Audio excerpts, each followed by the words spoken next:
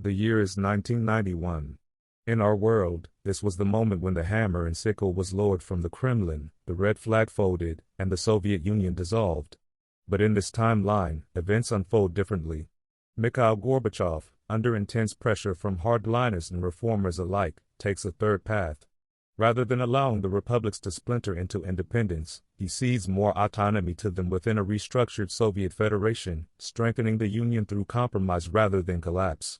The August coup attempt by communist hardliners fails, but so does the radical independence movement in key republics. In this timeline, the Soviet Union survives, not as the same monolithic dictatorship of Stalin, nor as the chaotic reform experiment of late Gorbachev, but as a hybrid, slowly adapting, limping forward, yet whole. The immediate effect of a preserved USSR is felt across Eurasia. Ukraine remains within the Soviet sphere, as do the Baltic states. Nationalism is not crushed, but suppressed and redirected into local cultural pride within a centralized federal structure. Ethnic tensions simmer but are kept in check by a renewed emphasis on shared economic development and national projects. Tatarstan and Chechnya are given greater administrative autonomy, reducing the intensity of insurgent movements but embedding long-term political friction. The KGB retains significant influence, morphing into a powerful security and intelligence apparatus that balances reform with control. Domestic surveillance intensifies, particularly in urban centers and border republics. Cultural policies shift to promote multi-ethnic Soviet identity, with language and media campaigns reinforcing cohesion while allowing limited expressions of regional uniqueness. Gorbachev is replaced in the mid-1990s by a more pragmatic successor, one who understands that to save the Soviet economy, it must open to the world without unraveling the state. Foreign investment is permitted cautiously. Western companies enter the Soviet market under strict oversight. McDonald's in Moscow still opens, but next to it stands a state-run competitor. Capitalism is let in through a narrow door, closely watched. This new economic landscape produces strange hybrids, state-sponsored tech startups competing alongside state-owned enterprises, foreign Soviet joint ventures with strict caps on profit extraction. Black markets persist but diminish as the government introduces legal pathways to acquire foreign goods. Consumer culture emerges haltingly, marked by ration cards and long queues, but also by growing access to global media and styles. The Cold War, of course, never ends. It softens, matures, but never dies. The world settles into a permanent state of tense coexistence. The Iron Curtain becomes porous, but never lifted. Eastern Europe remains under Soviet influence, but with more autonomy. Poland continues its slow reforms under close supervision. East Germany never reunifies with the West. The Berlin Wall is remodeled, not removed. Its presence becomes less about division and more about control: who goes in, who comes out, who is monitored. As ideological lines blur, the wall becomes a symbol of containment rather than oppression, although for many East Germans, this is a distinction without a difference. Travel is permitted more freely for business and academic purposes, but heavily regulated for private citizens. In the United States, the implications are profound. The end of history thesis never gains traction. Neoliberal triumphalism is muted. Military budgets remain high into the 1990s and beyond, justified by the persistent Soviet threat. The American political center drifts slowly toward militarization. The 1992 election focuses less on economic recovery and more on global security. Presidential rhetoric features renewed calls for vigilance against foreign adversaries. NATO does not expand eastward, because the East remains solidly Soviet. Russia, as a concept, does not reemerge. The Soviet Union remains the counterweight to American hegemony. Without the geopolitical void left by the USSR's fall, American foreign policy is more cautious. There is no unipolar moment, no global policeman era. The first Gulf War still happens, but the Soviet Union negotiates more aggressively for restraint. It plays a balancing role in the United Nations, blocking U.S. dominance diplomatically. This standoff stalls the emergence of an international liberal consensus. Global institutions like the World Trade Organization remain fragmented, with competing frameworks proposed by East and West. The global economy evolves under very different assumptions. China, still technically communist but increasingly capitalist, watches the USSR's evolution carefully. It adopts a more cautious strategy of market reform, unwilling to risk the chaos seen in Soviet perestroika. However, it does not rise as swiftly. The lack of a Western-dominated world order slows globalization. Multinational corporations focus less on outsourcing and more on supply chain security. Trade blocs form not around liberal markets, but around spheres of influence. A Eurasian Economic Union led by the Soviet Union competes with the European Union. The ruble is stabilized but non-convertible, used heavily within Soviet-aligned countries. Petrochemical exports remain central to Soviet GDP, reinforcing ties with client states dependent on energy subsidies. The Internet develops more slowly, more compartmentalized. Each superpower has its own infrastructure, its own digital sovereignty. A Soviet-controlled intranet coexists alongside the American Internet and a slowly growing Chinese one. Firewalls are higher, cultural exchange narrower. Cybersecurity becomes a defining national concern. Hackers are state-sponsored, digital borders become new front lines. In Africa and Latin America, proxy wars do not end in the 1990s. Angola remains divided. Nicaragua remains a Cold War battleground. Cuba, instead of being left to wither under sanctions, becomes the Soviet Union's permanent Caribbean outpost, a warm-water ally in the Western Hemisphere. The embargo remains, but it is less effective. Soviet oil continues to flow to Havana. Soviet scientists and engineers remain active throughout Latin America and Sub-Saharan Africa, building infrastructure, training militaries, and supporting ideologically aligned regimes.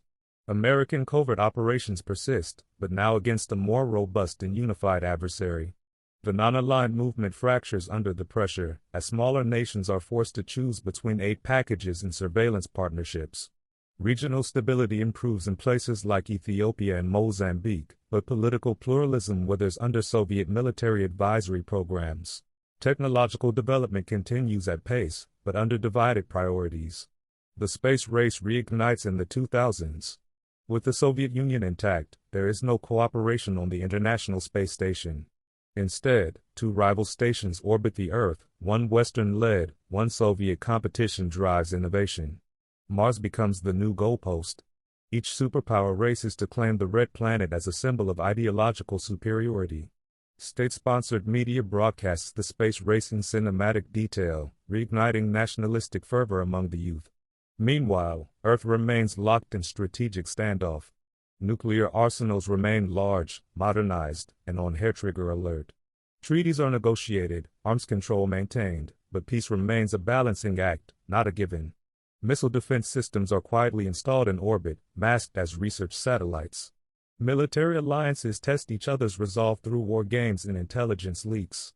The world of the 2000s is not one of terrorism, but of espionage. The war on terror does not dominate the headlines. Al-Qaeda still exists, but the presence of the Soviet Union forces the United States to divert its attention. There is no full-scale invasion of Iraq in 2003. The Soviet Union blocks the move at the UN Security Council. Saddam Hussein remains in power, propped up as a counterbalance to U.S. influence in the Middle East. The Soviet Union maintains bases in Syria, Yemen, and potentially even Iran. The Middle East remains divided, but under stricter great power management. Proxy wars replace full invasions. Intelligence agencies grow in power, conducting deniable operations in contested states. Assassinations, disinformation campaigns, and false flag incidents rise in frequency. Civilian casualties mount under a fog of plausible deniability. Domestically, the United States also changes. The urgency of liberal democracy's triumph is dulled. The mythos of inevitable progress is replaced with pragmatic realism. American politics becomes more security-focused, more restrained. Culture wars continue, but with less absolutism. National identity remains entangled with opposition to Soviet ideals. The arms industry flourishes. The defense sector consumes an even larger portion of GDP. Technology firms remain tied to military contracts. Silicon Valley becomes as much a defense hub as an innovation center. Civil liberties are weighed more heavily against national security, especially as digital surveillance becomes the norm on both sides of the global divide. Biometric identification, predictive policing, and data aggregation are normalized. In Europe, the map remains more fragmented. Germany remains two countries. The European Union expands slowly, cautiously, always under the gaze of Soviet influence. France, already ambivalent about American dominance, becomes the West's middle power mediator. The United Kingdom, though still closely allied with the United States, pursues its own strategic interests. NATO remains powerful, but defensive. The Warsaw Pact, though less rigid, is not dissolved. Instead, it becomes a forum for military coordination and political dialogue within the Soviet orbit. Tensions flare, but never ignite. Border conflicts are limited. The world adjusts to perpetual stalemate. Migration is tightly regulated, with dual visa regimes and intelligence background checks becoming the norm for travelers from buffer states like Hungary, Romania, and Bulgaria. In the 2010s, the technological landscape becomes a new frontier for ideological rivalry. Artificial intelligence is developed under nationalized programs. The Soviet Union, having preserved and advanced its cybernetics research, competes with Silicon Valley giants. Soviet universities remain insulated, but highly advanced in mathematics, physics, and aerospace. State-run tech firms compete with Western multinationals. Surveillance becomes more advanced, more embedded. The Soviet citizen lives in a society where digital footprints are monitored, dissent is algorithmically flagged, and information is tightly curated. But they also enjoy universal healthcare, subsidized education, and stable employment. The trade-off is made clear and accepted by many. Scientific achievement becomes a nationalist pursuit. Fields like gene editing, quantum computing, and nuclear fusion are militarized from inception. The Soviet culture of the 21st century is a fusion of old collectivist ideals and modern consumerism. Music, fashion, and cinema develop behind linguistic and ideological borders. Soviet cinema evolves in parallel to Hollywood, producing state-funded epics, space dramas, and carefully crafted propaganda pieces with high artistic value. Olympic Games remain ideological battlegrounds. Medal counts are a matter of national pride, and doping scandals remain suppressed or denied. Youth organizations promote science, patriotism, and collective achievement. The code of personality reemerges, not around a single leader, but around the concept of the Soviet ideal, the resilient, self-sacrificing citizen builder. Art reflects not only loyalty to the state but also growing nostalgia for the imagined stability of earlier decades. Museums and schools reinforce curated historical narratives that omit state violence in favor of patriotic unity. Climate change emerges as a new challenge, but one approached differently. The Soviet Union, less reliant on capitalist extraction, pursues large-scale, state-led environmental programs. Massive forestation projects in Siberia, centralized renewable energy initiatives, and Arctic research stations become symbols of Soviet scientific power. Yet state-controlled industries also mean massive pollution in heavy industrial zones. Without external pressure, ecological disasters in Central Asia and Eastern Europe are underreported, even as carbon emissions slowly decline due to managed economies. Hydroelectric megaprojects displace thousands, but provide clean energy for industry. Environmental advocacy exists, but within strict boundaries. By 2025, the world stands in a delicate equilibrium. The Soviet Union remains a central global actor. Its GDP is smaller than the US, but its strategic reach remains vast. The Red Army is leaner, more technologically advanced, and deeply entrenched across Eurasia. Its intelligence services are global. Its economy is hybrid, industrialized, partially privatized, but centrally managed. Its ideology, once rigid Marxism-Leninism, has evolved into a doctrine of national techno-socialism, state-guided progress, cultural conservatism, and collective identity over individual freedom. Soviet politics are predictable, yet opaque. Leadership transitions occur through internal party councils rather than public elections. The cultural Cold War persists in soft power. Western media and Soviet media rarely cross borders. Each accuses the other of moral decay, oppression, and misinformation. Education systems teach competing versions of the 20th century. Historical memory is weaponized. Museums in Moscow tell of capitalist exploitation and imperialist aggression. American schools emphasize freedom and resistance to tyranny. Each side lives in its own mythos. Cultural diplomacy becomes a weapon. Film festivals, academic conferences, and art exhibits serve as battlegrounds for ideological prestige. And yet, there is no world war. The constant presence of a formidable adversary keeps nations cautious. Wars are fought in cyberspace, in space, in propaganda, in trade. The threat of annihilation, always present, serves as a deterrent. No side believes it can win without losing everything. Diplomacy, though fraught, continues. Summits in Geneva, Prague, and Beijing punctuate each decade. Treaties are signed, violated, renegotiated. The world is not peaceful, but it is stable, in its own way. The Soviet Union that never collapsed is not a utopia, nor a nightmare. It is a rival, a model, a cautionary tale, and a challenge. It slows American dominance, reshapes globalization, and redefines the 21st century. Its survival means a world with fewer illusions, but perhaps more balance.